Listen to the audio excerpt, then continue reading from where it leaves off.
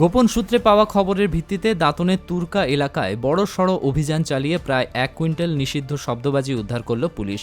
শুক্রবার সকালে এই অভিযানকে ঘিরে এলাকায় ব্যাপক চাঞ্চল্য ছড়িয়ে পড়ে। পুলিশ সূত্রে জানা গিয়েছে, তুরকা এলাকায় বিপুল পরিমাণ নিষিদ্ধ শব্দবাজি মজুত করে রাখা হয়েছে, এমন গোপন খবর আসে পুলিশের কাছে। খবর পাওয়ার পরই তৎপর হয় প্রশাসন। এরপর শুক্রবার সকালে নির্দিষ্ট এলাকায় অভিযান চালানো হয়।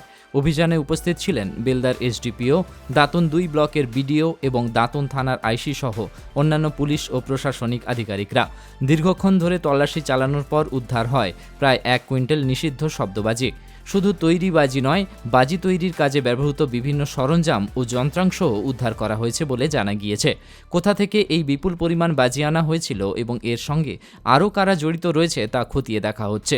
প্রশাসনের এই অভিযানের পর থেকে এই এলাকায় চাঞ্চল্য ছড়িয়েছে। নিষিদ্ধ শব্দবাজির মজুদ ও বেআইনি বাজি তৈরির বিরুদ্ধে পুলিশের এই অভিযান আগামী দিনেও চলবে কিনা সেদিকেই নজর রয়েছে স্থানীয়দের। ঘটনার সঙ্গে জড়িতদের চিহ্নিত করতে তদন্ত শুরু করেছে পুলিশ। নিজেকে আপডেট রাখতে ফলো করুন সানন্দা নিউজ।